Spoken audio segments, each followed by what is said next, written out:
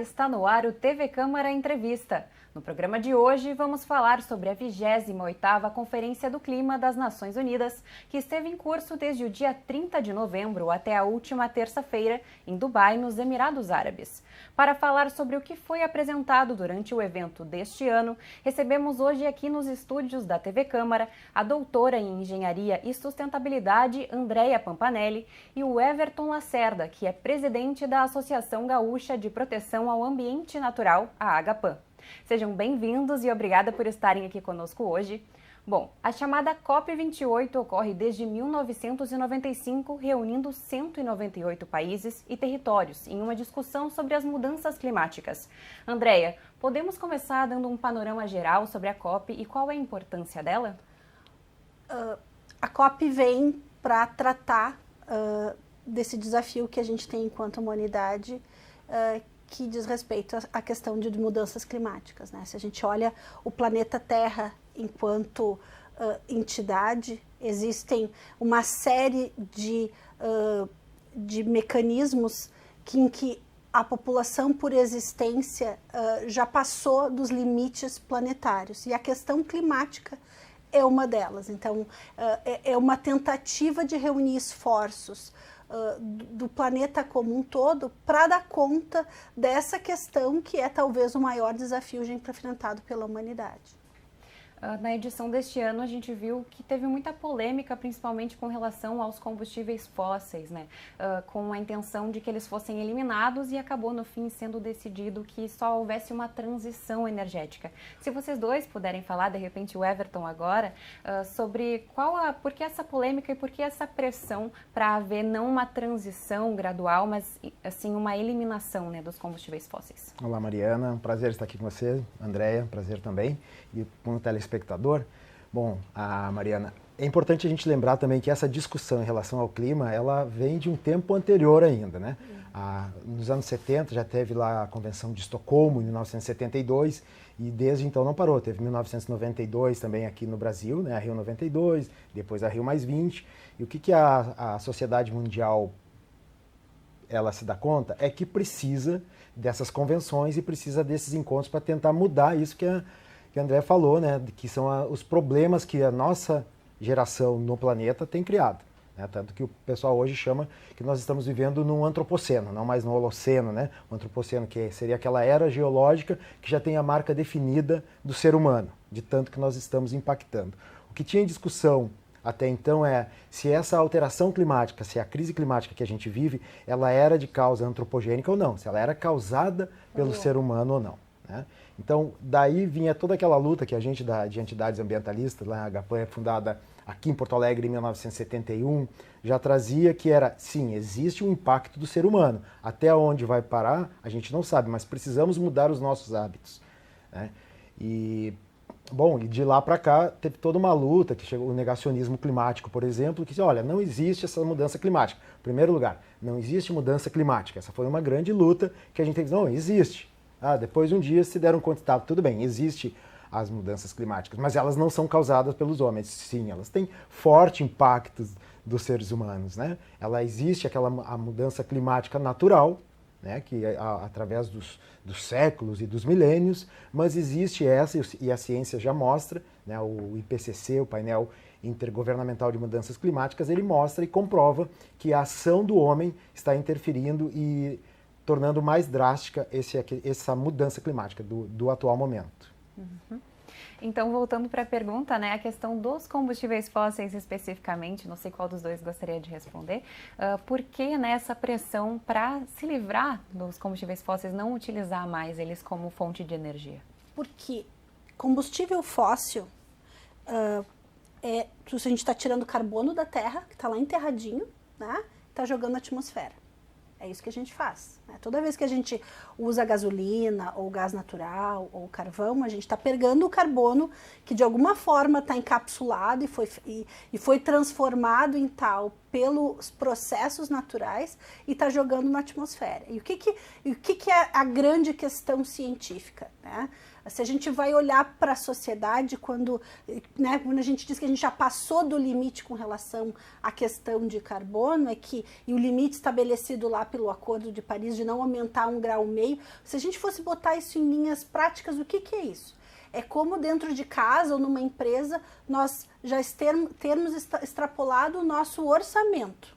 A gente extrapolou um orçamento de emissão de carbono, ou seja, essa camada que protege a Terra desse efeito natural que existe na atmosfera, né, que é natural, ou seja, efeito estufa existe naturalmente, mas com a emissão, né, por tirar cada vez mais esse carbono que está lá e levar para a atmosfera, a gente está fazendo com que essa quantidade de gases aumente e, consequentemente, a temperatura da Terra, né, é que nem no inverno, a gente bota 2, 3 cobertores e daqui a pouco está suando debaixo das cobertas, não é assim que acontece? Então é a mesma coisa, a temperatura ela acaba aumentando e esse aumento de temperatura faz com que a gente modifique toda a estrutura do clima e tem diversos estudos de diversos impactos disso na saúde humana, na saúde dos oceanos, na Terra como um todo. Ou seja, que gera um desequilíbrio de como a gente vive. Então, a questão dos combustíveis fósseis ela é tão importante na luta dessa questão climática exatamente por isso. Porque dentro dos estudos, né, a emissão de gás de efeito estufa, em que a gente naturalmente gera pela queima de combustíveis fósseis, faz com que a gente aumente, então, todo esse ciclo. Então, de uma forma simples, seria isso. Mariana, desculpa, mas eu acho que vale a pena ressaltar também que é um dos pontos, né, que o pessoal sempre diz, olha, mas como aquecimento global e hoje está um frio, principalmente aqui no Rio Grande do Sul, frio do caramba. É importante explicar que esse aquecimento ele é visto em termos de clima. Clima são longos espaços de tempo, é décadas, é séculos. Essa é feita a medição, não é igual, não é a meteorologia, né? Como está o tempo hoje, vou ver se eu levo um casaquinho ou não. Então é bom marcar bem isso, porque a média da temperatura terrestre dos últimas décadas, dos últimos séculos, ela tem aumentado e isso é irrefutável. Né? E realmente, em questão dos combustíveis fósseis, também outra coisa que é importante a gente lembrar. A emissão de CO2 ou de CO2 equivalente, né, que é o próprio gás carbônico, o metano, o próprio vapor d'água, mas ele é para facilitar o cálculo, eles colocaram o que equivale de CO2. Que CO2 é o que é emitido em maior quantidade, o metano menor quantidade, mas o metano é mais perigoso que o CO2, né, proporcionalmente, só que ele é emitido em menor quantidade. Então eles chegaram num cálculo de um CO2 equivalente para poder juntar todas essas grandezas. E o combustível fóssil, ele ainda representa o maior dano à questão atmosférica. Né? Não no Brasil. No Brasil é o desmatamento, no Brasil são as queimadas. Mas na Europa, na Rússia, né, nos Estados Unidos, na China, a questão dos combustíveis fósseis, né, o petróleo, o carvão, o gás, eles representam muito mais do que aqui no Brasil. Tá? Então, na COP, o que acontece? Num primeiro momento, eles chegam e dizem, olha, realmente, combustíveis fósseis é um problema. Né? Isso é interessante que foi lá nos Emirados Árabes, né? Onde eles trabalham com isso e tem muita riqueza, e geram riqueza econômica com a utilização dos combustíveis fósseis. Então, nesse sentido, foi um avanço, o avanço de colocar a pauta no relatório final, né, dos combustíveis fósseis, mas falar em transição é muito genérico. Quando começa e em que nível ela avança. Né? Então ficou muito aberto. Acredito que seja muito importante a gente explicar de uma forma leiga, né, para quem está nos assistindo, o que exatamente são essas mudanças climáticas, quanto que a temperatura está aumentando, né, e por que isso é um problema que a gente deve se preocupar. Então, mudanças climáticas, né, é o resultado, assim como já foi explicado, é o resultado dessa alteração do clima ao longo do tempo. E isso tem vários impactos como um todo, quer dizer, não é só a temperatura aumenta, mas modifica todos os ciclos naturais em função disso. Então, essas ondas de calor, por exemplo, que a gente vive, isso afeta a saúde humana. O aumento da temperatura dos oceanos faz com que tu gere acidificação e modificação desses ciclos. Então, existe uma série de consequências em virtude desta temperatura média em relação, né, ao período pré-industrial, né, ter uma elevação, quer dizer, essa mudança completa o que a gente precisa olhar é que dentro de sustentabilidade tudo é sistema, né? Então, os processos e os problemas são sistêmicos, quer dizer, uma coisa vai afetar sempre na outra, mas de uma forma genérica a gente faz com que exista uma alteração geral de todos esses sistemas que mantêm o equilíbrio do planeta. Everton, anteriormente o senhor comentou que as pessoas usam muito o argumento de que está muito frio, então como assim aquecimento global? Mas a gente está vendo um aumento neste ano, acredito que o ano mais quente, principalmente lá na Europa, mas aqui no Rio Grande do Sul já estamos começando a sentir esse impacto aqui. Então, o que pode se falar para essas pessoas que tinham esse argumento? Então, tem um observatório lá da União Europeia que já deu como 2023 praticamente o ano mais quente da história dos últimos 125 mil anos. É claro, os dados não estão fechados, eles disseram isso, mas o calor que a gente está vendo aumentar. O mês de outubro já foi o mais quente.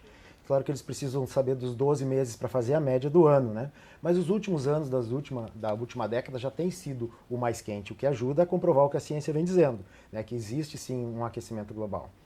E na verdade, também nos preocupa muito, voltando à questão da COP, é que os países eles não têm feito a lição de casa, né? É mais discurso do que propriamente ação.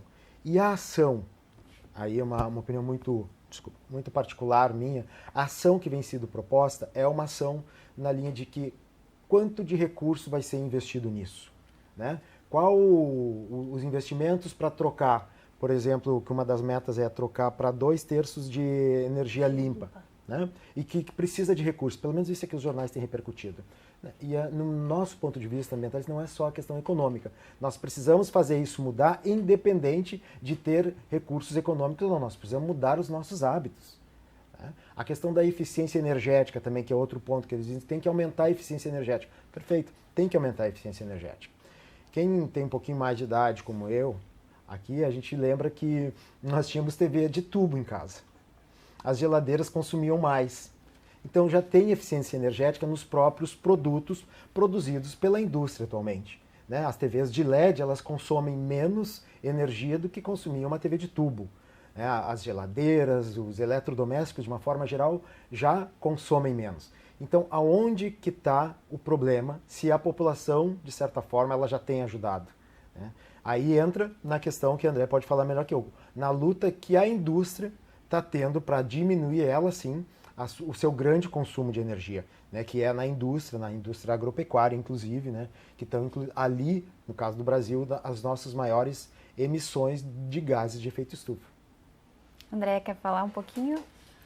Sim, eu acho só importante, então, a gente frisar, né, encapsulando esse assunto de COP, eu acho que as duas principais, na meu ver, e depois, né, eu acho que dá para completar, que são as principais saídas da COP, né, que eu vejo que são 2 pontos. Primeiro foi no início da COP, nós tivemos então um acordo de valores aí para adaptação, né, e que na Europa isso, na verdade, quando se fala de questão climática, até é um dos pontos que mais se discute, né, ou seja, como é que a gente vai criar estrutura para adaptar, porque tem vários cientistas, inclusive, que entendem que, ok, a gente precisa reduzir e trabalhar nisso, né? Isso não, a gente não está entrando nesta discussão, mas em algum ponto a gente vai precisar ter estruturas, tecnologia para adaptação. Então, acho que criação de um fundo para isso. E o segundo, então, é essa referência no processo de transição, que não foi o que nós talvez gostaríamos, né? Dizer, olha, não phase out, né? Como se diz, do carvão, do petróleo, enfim. Mas eu penso que já foi um avanço, foram 2 semanas de discussão nisso, e a gente teve esse encaminhamento que eu vejo, eu sempre prefiro olhar, né, pelo lado positivo, quer dizer, andou na direção que tem que ir. Foi tudo o que se esperava? Com certeza não, mas é um avanço, eu acho que no que estava, eu acho que é um avanço. Então eu vejo os dois principais pontos da saída dessas 2 semanas de discussão, né? Então, falando especificamente aí de indústria, né, o que as empresas precisam fazer quando se fala de questão climática, né? Que investimentos precisam ser pensados?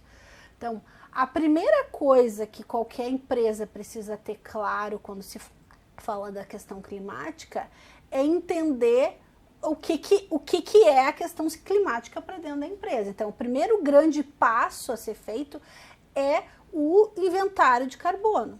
Né? Não existe discussão sobre questão climática. E aí isso eu falo de empresa, indústria, né? Mas falo aqui de qualquer negócio. Né? A gente tem que entender de onde é que estão vindo essas emissões. Né? Ou seja, e para esse mapeamento a gente olha, então, emissões de escopo 1, que são aquelas geradas pelo uso de gases de efeito estufa, né, propriamente, então o uso a queima direta de combustíveis fósseis, o uso do gás do ar-condicionado, então a gente faz esse levantamento. O escopo 2, que é a energia comprada, energia elétrica comprada, né, e a gente aqui tem, né, o Brasil é muito privilegiado, porque a nossa fonte de eletricidade, ela vem de matrizes cada vez mais limpas, né, com um monte de investimentos, tanto em energia solar, eólica, enfim. Então, isso leva em consideração quando a gente faz esse mapeamento. E o terceiro, que é o grande problema para a maior parte das empresas, que é o mapeamento do escopo 3, que são as emissões que envolvem a cadeia toda, ou seja, dos meus fornecedores, né? O que eles estão emitindo que representa isso todo. Então, o primeiro grande passo é entender isso. E a partir daí estabelecer um plano estratégico de melhorias, né, estabelecendo metas que sejam cientificamente comprovadas para poder diminuir isso gradualmente e aportar os valores dentro né, à luz desse levantamento, desse diagnóstico, naquilo que realmente faz sentido. E aí aqui não é uma solução que cabe para todos, né? É solução caso a caso, ou seja, vão ter empresas, né, por exemplo, no agro tem, quais são as principais questões, né, quando a gente fala de empresas do agro? É o uso de fertilizantes, porque no processo produtivo, né, uma fazenda de grande produção é como se fosse uma grande indústria. Então, o uso de fertilizantes, ele gera ali uma série de gases e trabalhar nisso é um grande foco, e também abertura de áreas, quer dizer, ou seja, quando tu abre áreas, tu tá tirando a árvore que podia estar capturando carbono, mexendo na biodiversidade. Então, vale aqui muito mais o investimento em tecnologia para aumentar a produtividade no que a gente já tem no campo, e existem diversas empresas com um monte de pesquisa em cima disso, do que sair abrindo só área para aumentar a pasto e lavoura, né? Então, ou seja, isso é uma solução. Agora, se a gente pega uma empresa, uma indústria, por exemplo, talvez a principal consumo e geração de gases de efeito estufa vai estar realmente no escopo 1 e 2, ou seja, ela produzindo isso internamente. E aí tem que, né, empresas, por exemplo, a aciaria, né, o processo de produção de aço gera gás de efeito estufa, né, cimenteira, o processo de produção de cimento gera gás de efeito estufa, né, indústrias em geral tem isso, tem muito dessa compra inteligente de energia para que ela venha de fontes o mais limpas possíveis. E tem também, por exemplo, se a gente pega varejo, né, onde é que está o maior impacto de uma grande empresa varejista? Vai estar lá na loja? Não, né?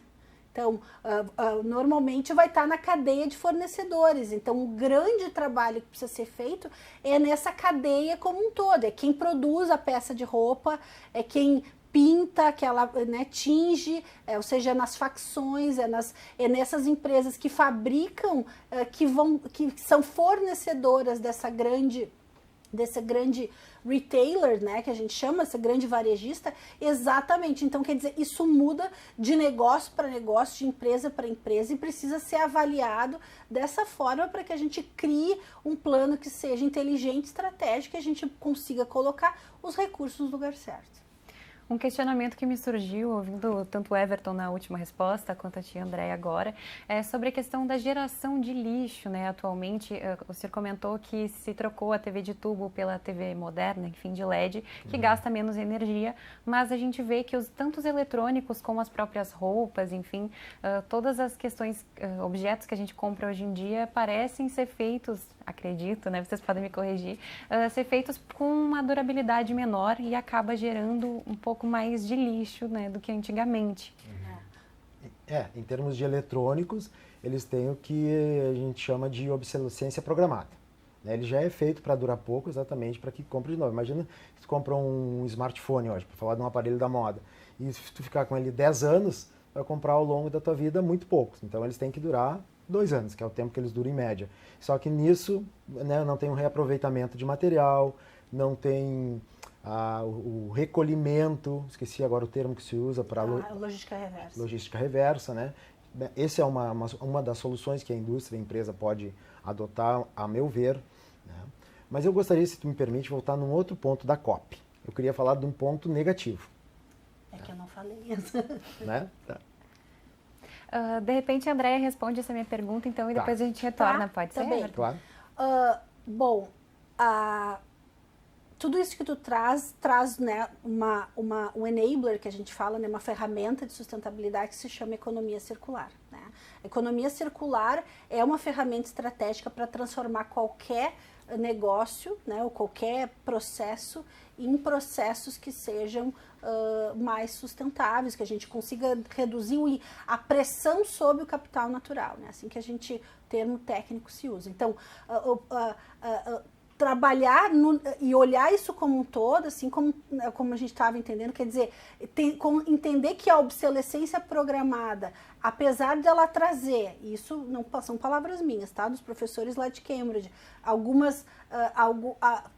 trazer inovações para o produto, tem um impacto muito grande nessa troca, né? Ou seja, a pressão sobre o capital natural que a gente exerce é muito grande. Então, a ideia de tu trabalhar com ciclos, né, de materiais em que tu consiga pensar no processo como um todo e que nada se descarta, quer dizer, né? A ideia de que se a gente partir do princípio, né, que é o grande princípio da circularidade, que aterro não existe, não tem colocar fora, né? Fora é aqui mesmo e a gente precisa dar conta disso. Então, se não existe colocar fora, como é que a gente pode trabalhar com todas essas correntes de material do jeito mais inteligente possível? Inclusive pensando na modificação aqui não só do processo produtivo, numa forma mais simples, que isso é por onde normalmente se começa, mas modificando os negócios como um todo, né? E a economia circular, ela serve exatamente para isso, porque se a gente ficar, como tu disseste, né, comprando roupa e colocando fora, né, ou seja, primeiro, eu preciso disso, preciso comprar, né, tem campanhas aí de vários varejistas, esses que trabalham com essa vertente mais sustentável, exatamente, não compre esse produto se você não precisa dele, né? Mas se você comprar, como é que a gente pode, então, fazer para poder recuperar? Então, já existe uma série de iniciativas com relação a isso. E todas essas iniciativas, elas caminham nessa ideia da circularidade, ou seja, da criação desses hubs em que a gente parte do princípio que tudo que existe, 99,9% a gente pode reaproveitar, ou seja, através de quê? De reciclagem, reaproveitamento, remanufaturar, criando esses hubs, essas interações em que tu aproveita os ciclos de materiais de uma forma mais inteligente. Everton, pode então, por favor, falar, né, sobre a questão do ponto negativo da COP28? Então, isso é bom para a gente ficar no assunto, mas eu vou pegar o gancho da Andréia, porque é bom a gente saber que já existe muito conhecimento, que esse conhecimento pode ser aplicado. Né? Pode ser aplicado pelas empresas, pelas indústrias, mas tem um outro ponto que é importante, que são os nossos governos. Né? Governos esses que, ora, são mais alinhados a uma visão popular, ora, mais alinhados a uma visão empresarial. Né? Do meu ponto de vista, muitas vezes nós temos governos dentro de empresas, ou empresas dentro de governos, como é o caso, por exemplo, do Rio Grande do Sul, como é o caso de Porto Alegre, né, onde os seus gestores eles pensam mais como empresa, mas eles estão trabalhando dentro de um governo. Né?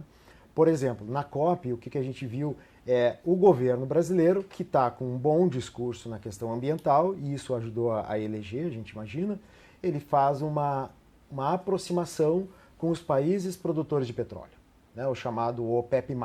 Isso é uma contradição muito grande. Como isso se reflete do global, vamos supor, que é a Copa para o nosso local aqui, que é um grande mantra, né, da ecologia. Pensando no nosso local, aqui em Pelotas, né, na bacia de Pelotas, que vai até ali o Santa Catarina, estão prospectando jazidas de petróleo para serem utilizadas, né, para serem perfuradas. E, ao nosso ver, não deveríamos mais abrir novos poços. Porque qual é o discurso e que prática é essa? Sabendo que, ao abrir um novo poço de petróleo, a gente tem o risco ecológico, 2 pontos, tá? O risco ecológico. Pega a imagem daquele pássaro coberto de óleo na beira da praia. Um risco ecológico, né? Sem contar o restante da fauna do oceano. E também a questão climática. Depois de esse óleo se transformado em combustível e ser queimado aqui pelos motores, ele vai para a atmosfera e ajuda também com o tal do aquecimento global. Aquecimento global que volta novamente para o oceano, como disse a Andréia, ele impacta na temperatura do oceano, ele gera o branqueamento dos corais, por exemplo, que é fato que já está acontecendo. Esse oceano aquecido, ele tem a circulação natural dos oceanos, isso interfere no El Niño e no Laninha, e aí que hoje em dia não, que hoje o pessoal diz, olha, só tem mais esse aquecimento, essas trovoadas, essa ventania, né, esses tornados, porque o Laninha está aumentando. Sim, mas por que o Laninha está mais intenso? Né? O El Niño, se já é dito há muitas décadas que iria se tornar mais intenso os eventos climáticos. E o El Niño é um evento climático que está mais intenso. Então, quando a gente chega, por exemplo, aqui no Rio Grande do Sul, as enchentes que nós tivemos aqui em Mussum, Roca Salles, né? O que é aquilo? Anos e anos de um município que desmata a beira do rio, a chuva que vem leva essa terra que agora está desprotegida para dentro do rio, o rio fica mais raso. Qualquer água que venha como um nível de chuva que tinha antigamente, em anos anteriores, o mesmo nível de chuva faz transbordar, porque o rio está mais raso. Então, como disse a Andréia também, uma coisa impacta na outra e uma coisa influencia na outra. Tudo está interligado. Nós temos que pensar, por exemplo, aqui no Brasil também, ações de indústrias como a Braskem. A Braskem, isso que está acontecendo lá em Maceió, também já há muitos anos tem sido anunciado, né, a questão de 5, 6, olha, de 10 anos para cá, se eu não me engano, já se fala no problema que tem lá. Os governos não fizeram nada, né, para evitar isso que está acontecendo agora. Por quê? Porque o poder econômico ele é muito forte. A gente vê no mundo, isso acontece com o petróleo, no Brasil a gente vê a força aqui do agronegócio, colocando força para, inclusive, o desmatamento quando pôde. Né? E eu estou falando aqui do mau agronegócio, tá? Não do bom agronegócio, porque tem o bom e tem o mau. Né? Tem aquele que não se importa com o que está acontecendo. E temos também a questão aqui em Porto Alegre. Olha o que acontece aqui em Porto Alegre, com a quantidade de árvores sendo derrubadas, espaços de parques, como aqui na Redenção, sendo tirados da população para entregar para um comércio. Né? O nosso Parque Saint-Hilaire também agora, a gente tem recebido denúncia, colocamos hoje ainda nas redes da Agapan ali as denúncias que a gente está recebendo do desmatamento que está acontecendo ali perto da Lomba do Sabão, que também é um reservatório de água importante. Então uma das coisas que nós temos que perceber é a distância entre o discurso e a prática. Senão a gente comete aquilo que, num termo inglês, né, ficou conhecido como greenwash, que é lavar de verde. Ou seja, eu falo bonito, mas por trás eu estou impactando e contribuindo com essas alterações climáticas, destruindo o meio ambiente, né? Destruindo os nossos valores ecológicos. A gente falou bastante sobre o papel do governo, né, dos países, das indústrias também, para mudar esse caminho em que a gente está caminhando, né, para a mudança climática, o aumento da temperatura e entre muitos outros problemas também que vêm derivados disso, né? Não é apenas um verão mais quente, um inverno mais frio, enfim. Mas o que a população, a sociedade, a pessoa comum, né, digamos assim, pode se identificar, o que ela tem a ver com isso, para a gente explicar para as pessoas e o que fazer também. Gostaria que vocês dois respondessem, por favor. Andréia. Primeira coisa é 99% dos carros hoje no Brasil são carros que têm a possibilidade de uso de combustível renovável, né? Então, isso é um primeiro questionamento, né? Aqui em Porto Alegre, no meio do Brasil, é mais fácil encontrar álcool, mas aqui tem até alguns locais que não tem, em função do preço e tal. E a discussão é a mesma, né? O preço, a discussão de valores que acabam acontecendo, é a mesma discussão que acaba acontecendo numa empresa e tal, né? Aquilo que a gente acaba tendo dentro de casa. Mas assim, o que eu, né, na minha casa, posso fazer? Bom, eu posso pensar em poder substituir o meu carro, que é flex, pelo uso da gasolina, para usar álcool. Por que o álcool, nesse sentido, é melhor? Porque ele é carbono neutro. O que significa isso? Todo o carbono que a planta usou para virar planta, né, e virou álcool, depois a gente emite, né? Então, o balanço, o que é o carbono neutro? O balanço é zero. Então, isso é uma atitude, é o que a gente precisa para toda essa transição? Não, mas é melhor do que eu pegar o carbono da gasolina, jogar no ar, isso vai ser emissão. Né? Então, isso na casa da gente é uma das primeiras coisas. Segunda coisa, né? A gente conseguir separar os materiais, né? Ou seja, trabalhar com a segregação, vir nessa ideia da circularidade. Né? Porto Alegre tem um dos programas mais antigos de reaproveitamento de materiais, de reciclagem, enfim. Tudo tem sempre espaço para melhoria, mas a gente tem como reaproveitar, né? Por que isso? Porque toda vez que tu mistura, faz aquela misturada lá em casa, né? Assim, o orgânico e tal, aquele plástico eu não posso reciclar, né? Ele fica, plástico, papel contamina, então todos aqueles materiais que eu poderia pelo menos reaproveitar através da reciclagem, eu acabo não fazendo. E o orgânico, né, futuramente, eu não posso trabalhar com outros aproveitamentos dele, né? O orgânico, o que é? A comida, o papel higiênico e tal. O que dá para fazer com ele? Dá para fazer um monte de coisa, dá para usar como biodigestor, dá para compostar. Só que se tu mistura tudo isso, não consegue fazer nada. Né? Então, isso é uma outra coisa, né? Ou seja, evitar o uso de plásticos e de embalagens que são, a gente diz, né, o uso de uma vez só, né? Porque é isso, usei e botei fora. Sei que é difícil, gente, mas a gente precisa começar a exercitar isso, né? A separar as coisas, a evitar o uso dessas embalagens ou de materiais em que eu vou estar usando uma vez só. A gente tem a oportunidade aqui, cada vez mais, de ter fonte de energia dentro de casa, que são fontes que vêm de origem renovável, então isso é muito bom. Mas para quem tem um pouco mais de poder aquisitivo, o uso de energia solar ele é muito incentivado, inclusive com ganhos financeiros, né? Eu sei que o investimento inicial ele não é um investimento pequeno, mas que pode ter a longo prazo ser um ganho. Então, e isso são, para citar algumas das ações que a gente pode estar trabalhando dentro de casa. Para quem tem mais espaço, pode criar uma pequena composteira, seja em casa ou dentro do condomínio. Então, existe uma série de ações que no dia a dia a gente pode estar aí contribuindo como um todo, né? E fazer valer o poder do consumidor, né? Eu acho que isso é um poder que a gente tem na mão e que normalmente as pessoas não usam, né? Se vê algo errado, né? Foi numa loja, viu que não estão separando os materiais, questiona por quê.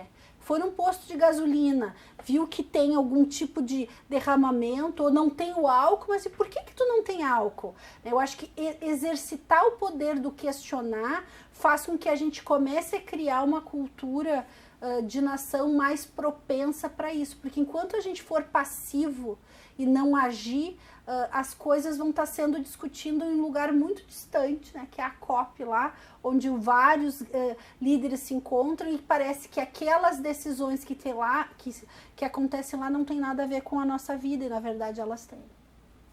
Everton, gostaria de complementar? Eu acho que ela já, né, tocou em vários pontos importantes, assim, mas eu acho que eu complementaria bem pouco, assim, dizendo, em relação ao carro, se puder, use menos, né? Deixe em casa o carro. Anda mais a pé, ande de bicicleta. Cobre do prefeito da sua cidade que coloque ciclovias, no mínimo ciclofaixas, né? E no consumo também, muito importante o poder do consumidor.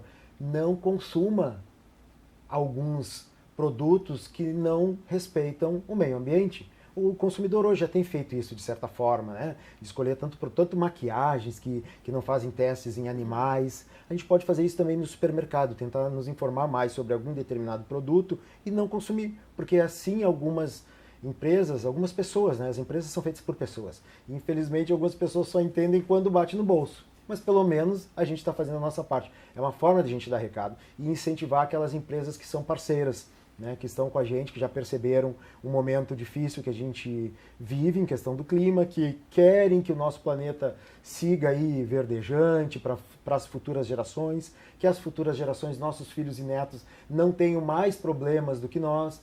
Eu sei que tem gente que vai dizer, mas eu não tenho filho, que o mundo... A gente ouve, sabe? Não tenho filho, que o mundo depois não me interessa. Mas não é como diz o Elon Musk, a gente diz que ele diz que o planeta Terra é o berço da humanidade, mas que a gente não precisa ficar no berço para sempre. Isso aí é uma bobagem tão grande que por mais que a gente não fique, quem não tem amor à Terra, aonde nasceu, não sabe, não tem por que pelo menos jogar contra. No mínimo a gente precisa ajudar, ou seja, o planeta Terra, para quem gosta, a natureza, os animais, porque os animais não são só aqueles animaizinhos, os pets, né, que a gente tem em casa, e muita gente inclusive se elegeu, no Brasil inteiro, abraçado num bichinho assim de estimação para dizer que gosta dos pets, mas não é só aquele tipo de bichinho. São os pássaros nas árvores que são cortadas também.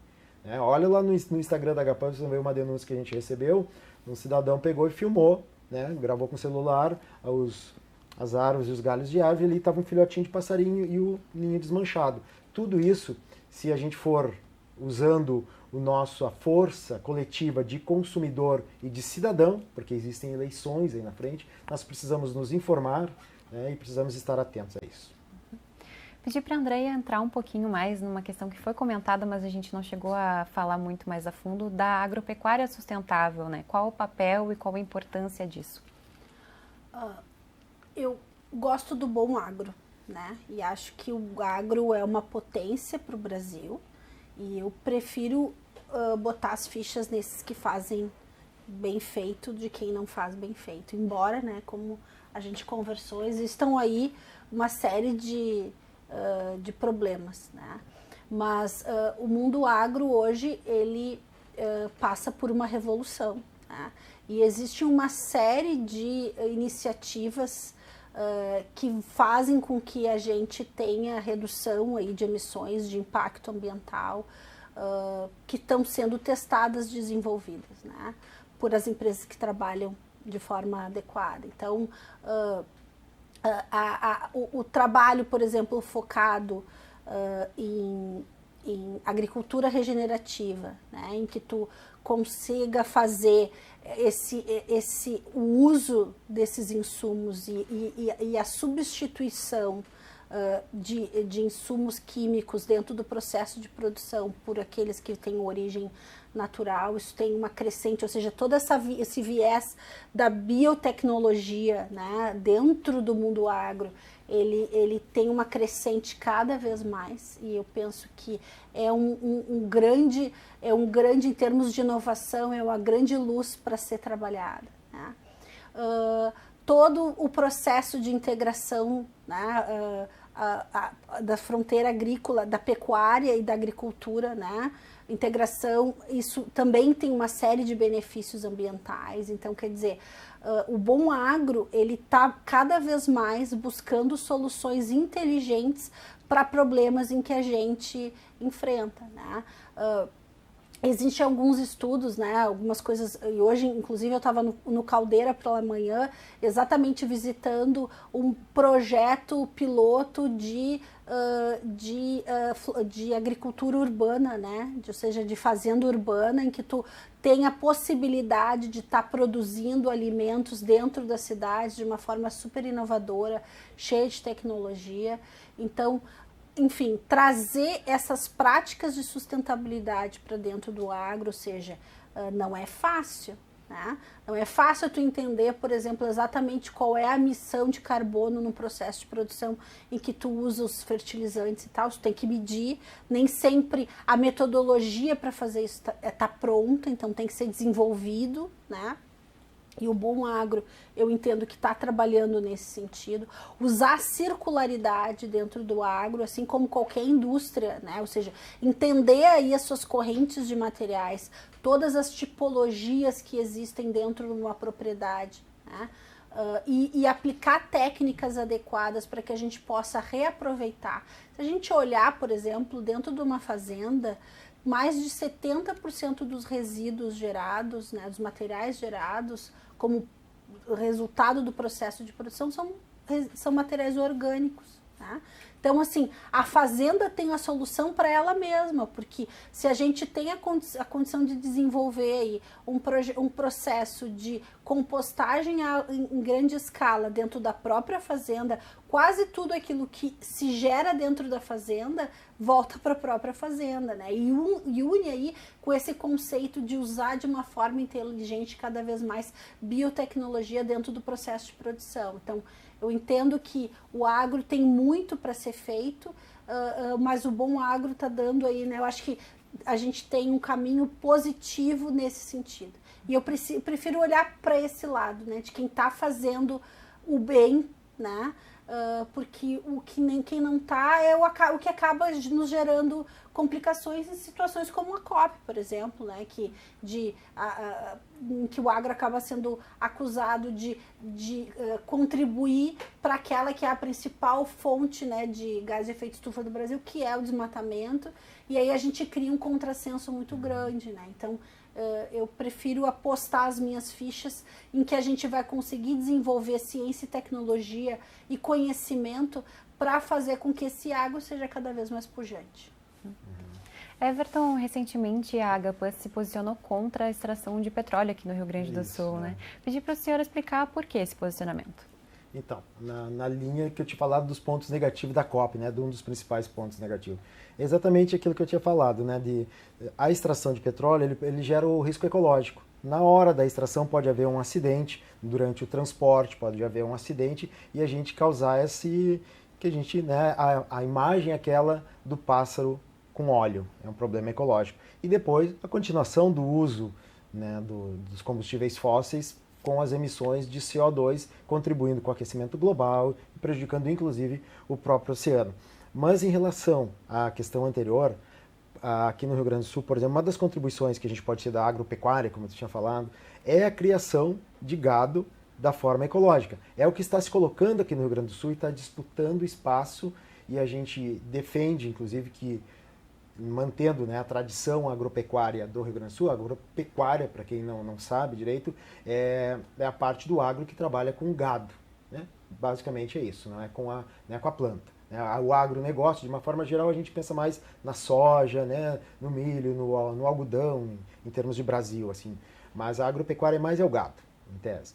E aqui no Rio Grande do Sul existem projetos que são importantes para isso, que se forem implantados no Pampa, eles podem levar e nos contribuir com a proteção do bioma Pampa, ressalte-se, o mais impactado do Brasil proporcionalmente nos últimos anos, o bioma Pampa.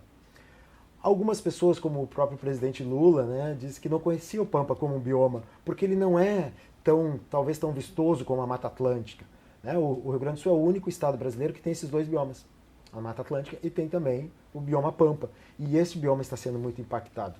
Mas olha só, maciços de eucalipto. muito eucalipto. Uma planta que consome muita água. Depois disso é transportado pelas nossas estradas.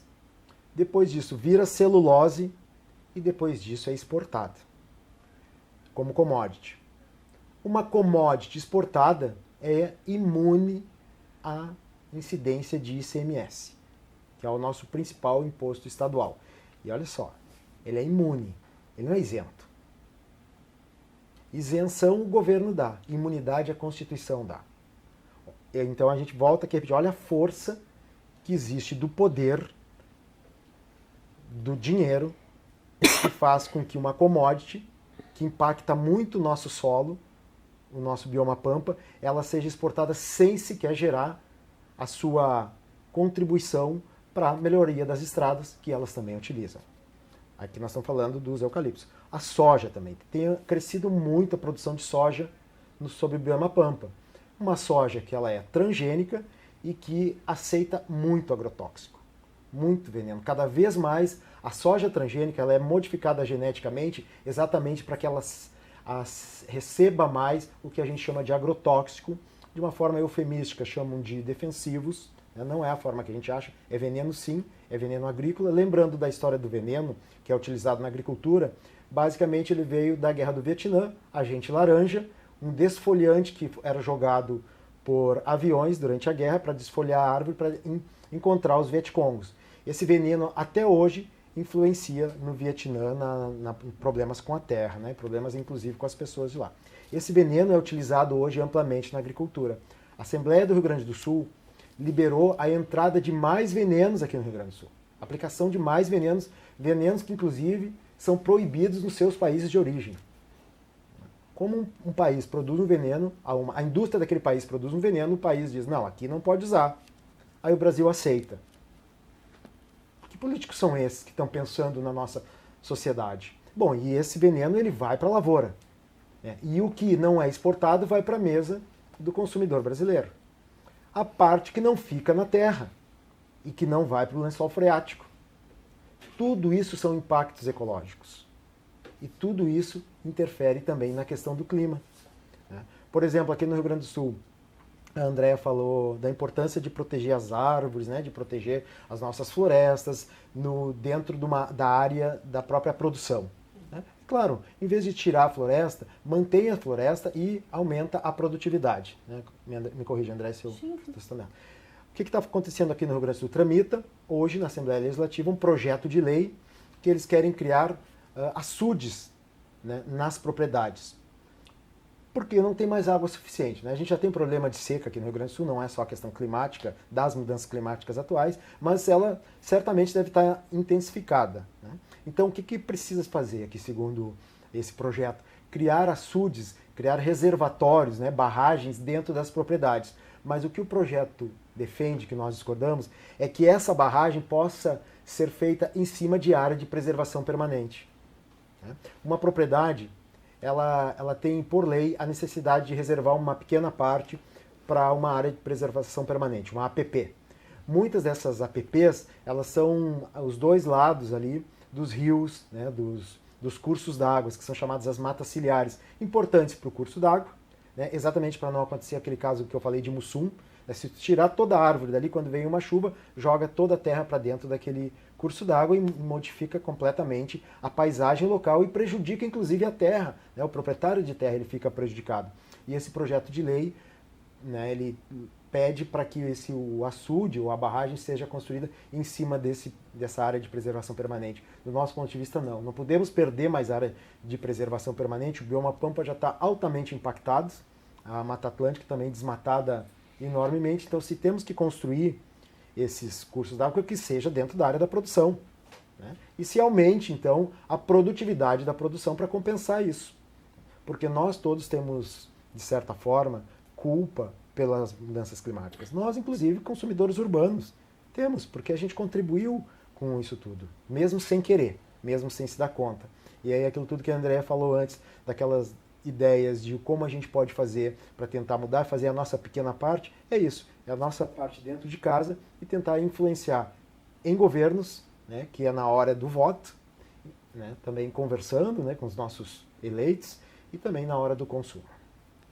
Perfeito. Para finalizar, só pedir então para vocês comentarem o que esperar, né, do ano que vem e da COP29. Olha, eu estou mais entusiasmada com a COP30, que vai ser aqui no Brasil, em Belém do Pará, do que com a COP29. Então, se tu me permitir, eu gostaria de falar muito mais da COP30, né? Eu estive em Belém esse ano, a cidade está se preparando para isso. É a primeira vez que o Brasil vai receber, né, nos últimos tempos, um evento de cunho ambiental de tamanha importância, né? E mais ainda, né, dentro da floresta amazônica. Então, para quem conhece Belém, né, a cidade fica dentro. E penso que a gente tem o poder de mostrar o protagonismo do nosso país com relação à agenda ambiental. Tá? Eu penso que isso tem sido trazido, né, há tempos. Né? Acho que o Brasil deixou de estar na mesa de negociação por algum período, mas essa questão, isso pode transformar, assim como na década de 80, né, o Jorge Caldeira que fala isso, se fez uma decisão política de trancar o uso né, de não permitir a entrada do Brasil dentro da rede internacional de computadores e que nos deixou de fora, né, de um protagonismo, e isso a gente paga enquanto economia aí durante muito tempo.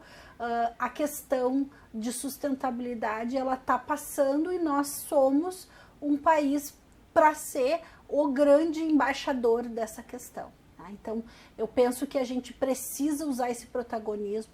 A nossa matriz energética, ela é diferenciada, ela tem a gente tem, né, a natureza nos deu o privilégio de usufruir de uma série de outros benefícios naturais que são de fontes mais limpas, e a gente tem isso como privilégio. E nós somos o país em que tem a maior área de floresta do mundo, então a gente precisa fazer valer o protagonismo com relação a essa agenda, e acho que a COP29 no Azerbaijão vai ser um início, né? Mas a COP30, se tudo der certo, né, eu acho que ela tende aí a ser um marco na história com relação à questão ambiental no país. Uhum. Everton, gostaria de complementar? Sim. Então eu vou na mesma linha da Andréia, né? Eu acho que espero que a gente vá num avanço, mas que a gente consiga ter uma grande culminância aqui no Brasil, em função dessa liderança que o Brasil está demonstrando, né, através do governo da ministra Marina Silva, né, o Lula, que mudou bastante o discurso, né, desde os últimos governos, e parece que percebeu mais a questão ambiental, e isso é ótimo, né? A gente espera que todos percebam isso, todos os governos, independentes de que partido, governos, lideranças de todos os parlamentos, de todos os níveis de governo, estadual, municipal, né, e federal. E a gente espera, sim, que no Brasil a gente consiga ter algo de algum anúncio de uma mudança muito grande. Primeiro, o Brasil ele poderia chegar ao desmatamento zero, seria ótimo, mas isso não vai acontecer. Né? Como eu coloquei um artigo recentemente que saiu no Observatório de Imprensa, né, que é um portal nacional, mas ele foi divulgado primeiro no Observatório de Jornalismo Ambiental, que é do nosso grupo de pesquisa aqui da URGS, né, Grupo de Pesquisa de Jornalismo Ambiental. As manchetes que são colocadas pelos jornais, por exemplo, eles fazem muita comemoração à diminuição do desmatamento. O desmatamento no Brasil esse ano foi 9 mil hectares, né? 9 mil quilômetros quadrados, perdão. Os anos anteriores tinha sido maior, e ele começou lá nos anos 1988, 90, por aí começou essa medição pelo INPE, e ele era muito alto, 27 mil quilômetros quadrados, depois foi diminuindo no governo Lula, começou no governo Dilma a aumentar de novo o desmatamento anual, e também e agora no governo Lula ele começa a diminuir de novo. Mas qual é a grande diferença disso? É que ano a ano, esteja ele aumentando ou diminuindo, ele aumenta o globo do desmatamento. São quase 500 mil de quilômetros quadrados de terra desmatada na Amazônia. A gente precisa zerar, em primeiro lugar, o desmatamento anual, que já é muito difícil, e depois reverter essa terra desmatada e dar espaço para que a floresta recomponha. Isso é uma meta brasileira. Lembrando que o Brasil não é o maior emissor de CO2, né, de gás de efeito estufa. Está longe de ser o maior. Nós precisamos sim, aí temos que concordar com os nossos governos, nós precisamos que os países de maiores emissão, como é os Estados Unidos, como é a China, né, como é a União Europeia, Rússia, Índia, o próprio Japão emite bastante. Nós precisamos primeiro que esses países que já se desenvolveram muito, né, ganharam muito dinheiro a partir da Revolução Industrial emitindo gás de efeito estufa, que primeiro eles façam a sua parte. Parem de emitir, eles têm que chegar ao nosso nível, vai ser muito difícil, e além disso, usar parte desses recursos, aí sim eu concordo, tá? Parte desses recursos da riqueza econômica gerada por eles para aplicar em projetos dos países menos desenvolvidos até o momento. Seria a única forma, e se isso for anunciado lá na COP30, pode ser um grande avanço. Certo. Bom, gente, com isso a gente vai se despedindo, né, da nossa audiência. Agradeço muito aos nossos convidados, a Andrea Pampanelli, que é doutora em Engenharia e Sustentabilidade, e ao Everton Lacerda, que é o presidente da Agapan. Obrigada novamente por estarem aqui conosco hoje. Obrigado. O TV Câmara Entrevista de hoje fica por aqui. Para acompanhar mais detalhes da nossa programação, fique de olho nas nossas redes sociais. Obrigado pela sua companhia e até a próxima.